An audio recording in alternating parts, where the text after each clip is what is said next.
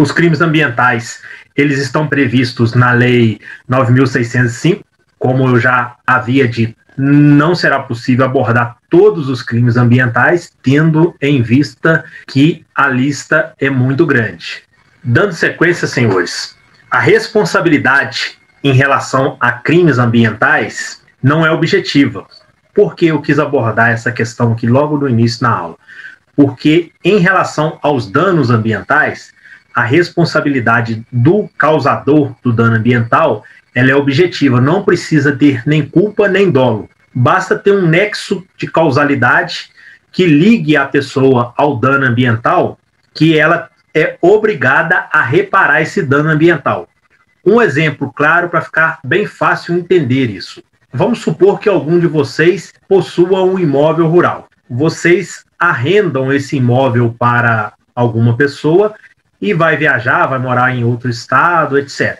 Essa pessoa vai e efetua um desmate dentro do seu imóvel. Você não teve culpa daquele desmate, porque você não agiu com negligência, nem imprudência, nem imperícia, e você não teve dolo também, que é a vontade de cometer aquele desmate. Então você não teve culpa nem dolo.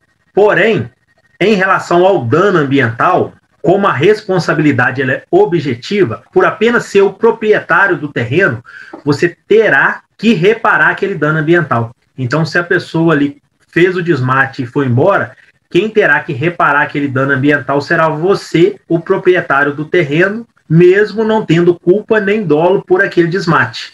Agora, responder penalmente, responder pelo crime de desmate, você não responderá. Quem responde é somente a pessoa que agiu lá. Então, essa é a diferença do dever de reparar o dano ambiental para quem responde pelo crime ambiental. Quem responde pelo crime ambiental só se agir com culpa ou dolo. A responsabilidade, nesse caso, ela não é objetiva. Precisa que você tenha agido com culpa ou dolo para você responder penalmente, diferente da obrigação de reparar o dano ambiental. A Lei 9.605, que é a Lei de Crimes Ambientais, ela valoriza alternativas às penas privativas de liberdade, a pena de prisão. Ela busca por penas alternativas à de prisão.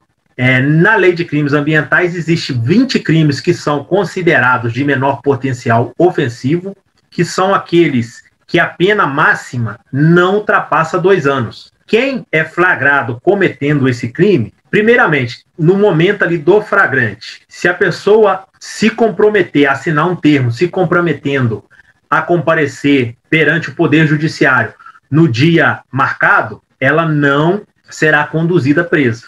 Ela indo no Poder Judiciário no dia marcado, será oferecido para ela uma transação penal, que é um acordo onde ela paga determinado valor, em pecúnia, em regra, né? E é obrigada a reparar o dano ambiental. Esse acordo ele sempre vem condicionado à reparação do dano ambiental. Se ela não aceitar esse acordo, ela faz jus ainda a uma suspensão condicional do processo. Posteriormente, terá uma nova audiência, a pessoa será chamada novamente ao fórum, perante o Poder Judiciário, será proposto um novo acordo para ela, ela aceitando, o processo fica parado, e quando houver a reparação do dano ambiental, o processo é extinto. Porém, ela não aceitando, o processo continua. Aí que vai ter um julgamento, aí que o juiz vai analisar as provas e tudo mais.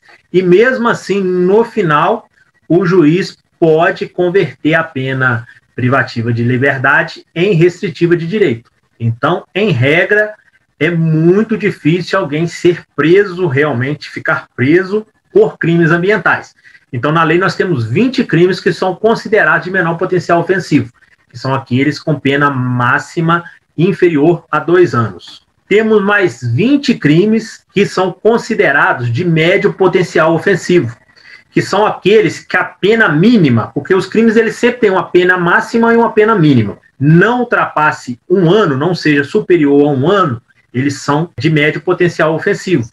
Então, quem incorre nesses crimes tem direito à suspensão, não tem direito à transação penal, que é aquela primeira audiência, mas tem direito à suspensão do processo, que já é uma segunda audiência em relação à transação penal, mas que é um pouquinho mais rigorosa. Às vezes a pessoa tem que assinar um compromisso de não se ausentar da comarca, de comparecer ao juiz mensalmente. Então, a pessoa aceitando esse acordo, reparando o dano ambiental e pagando certo valor em pecúnia, que é arbitrado lá na audiência, o processo fica suspenso e quando ocorrer a efetiva reparação do dano ambiental, o processo ele é extinto.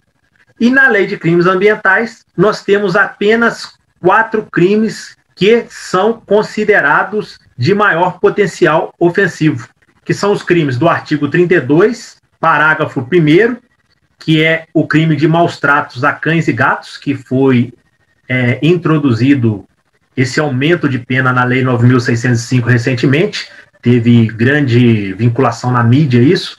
O crime do artigo 50, o crime do artigo 69 e o crime do artigo 41. O crime do artigo 41 é provocar incêndio, o crime do artigo 50 é promover o corte, a destruição de floresta de domínios públicos, e o crime do artigo 69 é fazer falsa declaração, comunicação aos órgãos ambientais. Esse crime aqui, esse do artigo 69, letra A, ele é o crime com pena mais alta da Lei de Crimes Ambientais, que é aquela pessoa que ela faz uma declaração falsa no licenciamento ambiental, por exemplo, a fim de obter alguma vantagem. Então, esse é o crime mais grave da Lei de Crimes Ambientais.